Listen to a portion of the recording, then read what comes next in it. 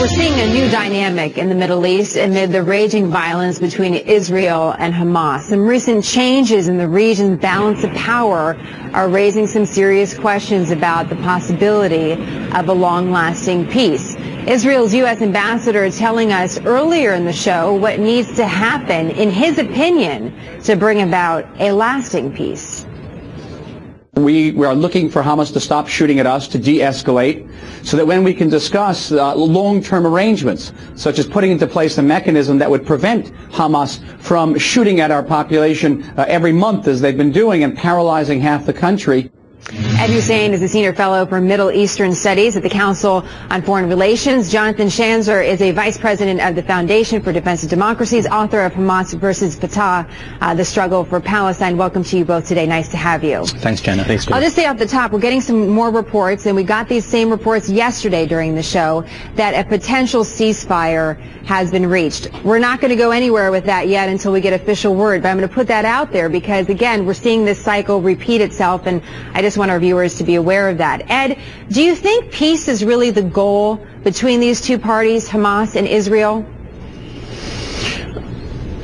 I think there are aspects in Israeli society and in Palestinian society that don't necessarily want peace, but there's no doubt about the fact that the vast majority of Israelis, when polled, and vast majority of Palestinians and the wider Arab population, when polled, repeatedly endorsed the need now, not just for peace, but for a two-state solution. And now that's a big deal for most Arabs who, in 1948 and for most of the last century, rejected the existence of the State of Israel and outright denied it. From that position to now wanting to establish a two-state solution based only on 22% of the land that was taken from them back in 1967. That's progress, and that to me is an indication that there are serious constituencies for peace, not just in both the Israeli and the Palestinian side, but the broader Arab population. Jonathan, do you agree? Well, unfortunately, Jenna, I don't. I mean, I think that there was a time, perhaps during the 1990s, when it appeared that that was going in that direction, that it appeared that the Arab world was going in that direction. Jordan, for example, signing a peace agreement with the Israelis, the Palestinians engaging in a peace process with the Israelis. But I would argue that over the last 2 years, with the so-called Arab Spring, what we've seen is the rise of new governments that are entirely opposed to the existence of the State of Israel. The Muslim Brotherhood, which has come to power in places like Egypt and in Tunisia, these are governments that are absolutely antithetical. They are absolutely opposed to the existence of the State of Israel. I think it's getting a lot more difficult for anyone to say that the Arab world is prepared to accept Israel's existence. But Ed makes an interesting point, Ed, and I'd like you to talk a little bit about this in some of your recent writings. You say, listen, Israel calls Hamas terrorists. We call Hamas terrorists, the United States officially calls them a terrorist group, but hundreds of millions of people across the Middle East who are in these newly forming governments that are emerging from the Arab Spring do not agree, and they need to be engaged. And it's a big question of how to engage them if that is their beliefs. Hamas are not terrorists, and they too share the belief that Israel should not exist. So how do you ever find a solution in that scenario? Well, John's right that the Arab Spring does pose certain risks, but it also poses lots of opportunities. And in direct response to your question, Jenna, the United States has excellent allies in countries such as Turkey, Egypt, Tunisia, Qatar, Saudi Arabia. The most recent plan put forward for a peace agreement with Israel, at least at the initial level, goes back to addressing the most difficult questions between the Israelis and the Palestinians, and that plan is the Saudi plan from 2002. So that negates the point that it's only in the 1990s. Now, what we've seen recently is without Egypt, there's no peace possible. And this so-called Muslim Brotherhood extremist government that we think is antithetical to Israel's existence not only has maintained the Camp David peace agreement, but continues to patrol the border in Sinai and prevent terrorist attacks into Israel. Now is pressuring Hamas to cease violence, has picked the phone up to Iran to rein in Islamic Jihad inside Gaza.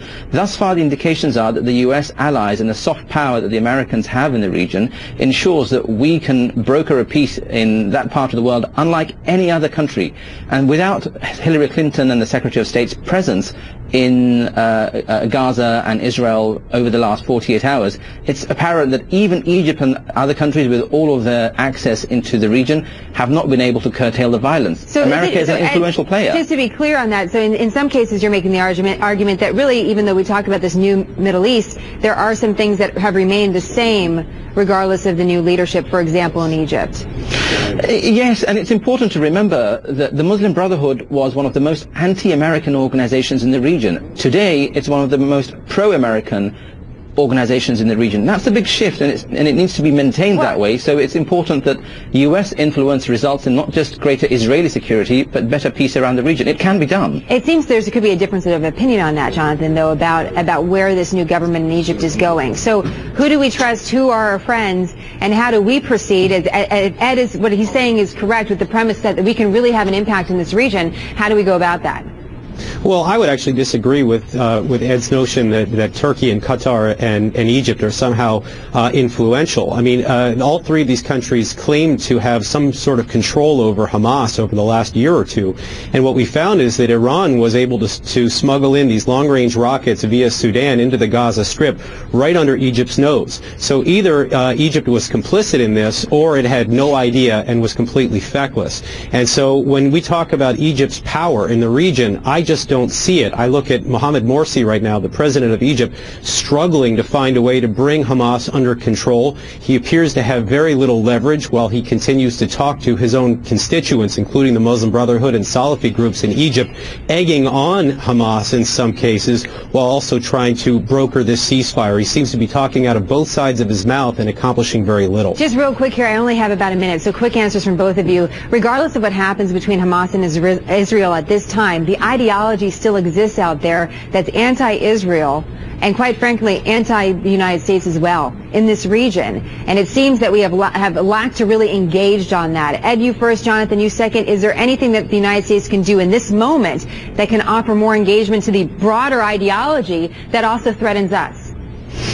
I think what's happening is broadly the right thing, to be talking to both sides. Hillary Clinton was absolutely right to go both to Israel and then go on to meet Mahmoud Abbas in Ramallah, and it's to be seen as an independent broker rather than a biased player. I'm so sorry to interrupt. I just have some breaking news I want to share with both of you. We just confirmed through the Pentagon that there has been an agreement reached for the ceasefire. We have yet to hear details about that. We talked to Ambassador Oren, the Israeli ambassador to the United States, last hour about what would bring Israel to agree to a ceasefire. We had the same question for Hamas, quite frankly, as well. What actually is part of this deal? So we're just getting the announcement now about that and awaiting details. Ed, just picking up with you yet again, what does a ceasefire really mean if it is actually, and it does actually go into effect? Well, it's timely, the news of the ceasefire. It helps make me rest my case that, you know, a ceasefire can be reached, that the US is influential, that Egypt has helped, that the Iranians and the Turks and the Qataris and the Saudis and the Tunisians have been indispensable in this process, and Hamas can be reined in, and he is Exhibit A.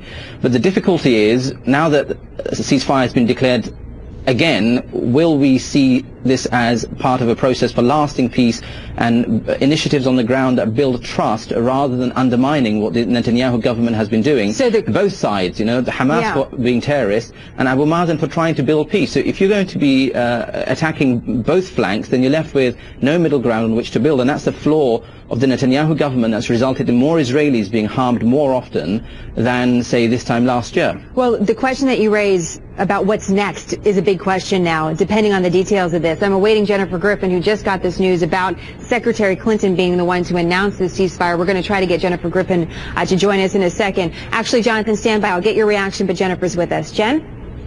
Yes. Hi, Jenna. I can confirm from diplomatic sources that, in fact, and we're watching a press conference right now with Secretary of State Hillary Clinton standing side by side with the Egyptian President Morsi. He has just announced that the ceasefire will begin at 9 p.m. local time in Egyptian time and Israeli time, Gazan time. That is at 2 p.m. Eastern time.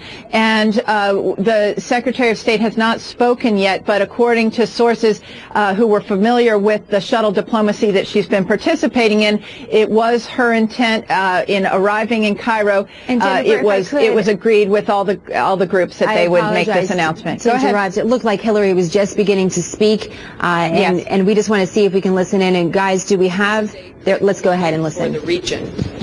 Egypt's new government is assuming the responsibility and leadership that has long made this country a cornerstone of regional stability and peace.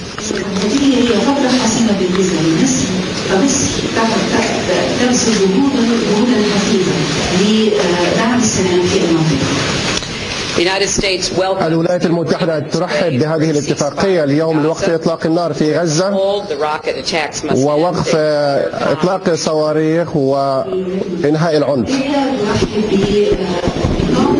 هذا التوصل إلى وقف إطلاق النار وإيقاف هذا الأمر. The people of this region deserve the chance. شعوب هذه المنطقة تستحق الفرصة لكي تعيش في جو خالي من الخوف، وهذه خطوة في اتجاه الصحيح يجب أن ننفذها جميعا. We're trying to hear what Hillary Clinton has to say. We're trying to work with the translator as you can possibly make out. But again, some statements here from Secretary of State Hillary Clinton announcing a ceasefire to go into effect 9 p.m. local time. We're going to continue to watch from her and hopefully get her audio directly. But in the meantime, Jonathan, talk to us a little bit more about what's next. Talk to us about the optics of this. Hillary Clinton making this announcement in Egypt with top Egyptian officials of a new government. You know, what does this mean? Well, first of all, I think it's very important that she came out there. I think the Egyptians weren't able to do it by themselves, and so Hillary's presence there really cemented this, and she made sure to announce just now that Egypt is resuming its place in the Middle East as a country that can enforce peace. And so what she's trying to do is to ensure that the Morsi government can do exactly what the Mubarak government did for 30 years. And so I think that's incredibly important. What I look for now is what the terms of this ceasefire might be. I know that Hamas was looking to have the blockade of Gaza lifted. I'm sure the Israelis were not eager to do that because it would probably only invite in more of those long-range rockets and other dangerous weapons. The other thing that I would look for right now are Iranian proxy groups such as the Palestinian Islamic Jihad, the Popular Resistance Committees, and other dangerous groups that would try to shatter this ceasefire by firing rockets out of Gaza into Israel. It will be important for Israel and Hamas to make sure that this doesn't happen. I'm just getting now word from the Office of the President about a call to Prime Minister Netanyahu in Israel. So while this is happening, this other news is coming in to our newsroom. And here's a little bit about what the President had to say to the Prime Minister Netanyahu at this time. The President expressing his appreciation for the Prime Minister's efforts to work with the new Egyptian government, as Jonathan and Ed have both talked to us a little bit about just moments ago, seeing this as an important step in the region. The President mentioning that was key to achieving a sustainable ceasefire and a more durable solution to this problem. Ed, we've heard that word over the last 24 hours. That was the goal, a durable solution. How will we know if it is one? Excellent question, Jenna, and only time will answer that question. It's impossible to be able to predict the behavior on either side because the emotions are running high. Blood has been spilt, and the Israelis are rightly angry, and the Palestinians are rightly angry too. And I think what Hillary Clinton's done, it proves the point of indispensable American influence in the region, and it also proves that our allies in the region, including the Egyptians and the Qataris, are absolutely vital to this process. It's now up to them to ensure that the 2008 was the most recent initiative put forward by the Saudis that recognizes the State of Israel and wants to build peace is something that's worked with in the second Obama administration. Because if Barack Obama can't get this right now with his background and his name and his Nobel Peace Prize, as it were, then I'm not sure any future president can deliver. And the ball's really in the American court now to build a lasting peace that can happen. Jonathan, you've worked with the government before. If the ball is in our court, as Ed describes, what's our next move? Well, it's actually a double-edged sword, because if we begin to launch a peace process, there's only one party to do that with, and that's the PLO. The PLO is going to the UN later on this month to unilaterally upgrade its position at the United Nations, which has put things, to put it mildly, on edge with the United States. We're very unhappy about this. Of course, the Israelis are unhappy about it as well. But if, in fact, a peace process even begins, the irony here is that Hamas will see that as a reason to launch attacks against Israel again. This is their M.O. During the 1990s, when the PLO and the Israelis were involved in a peace process, that's when Hamas began to carry out a brutal wave of suicide attacks. Ed, you don't agree with that? You don't think that's... So what's the learning point from that? The point to learn is that we should not repeat the mistakes of the past and realize that Hamas, however much we detest it, and yes, it's a terrorist organization, is an important player in this conflict, that you can't have peace just with one factor, i.e. the PLO. Gilad Shalit's release was negotiated by the Israeli government and its offshoots, talking directly to Hamas. The American government talked to the PLO in the 1980s when the PLO were considered to be terrorists by the Israelis.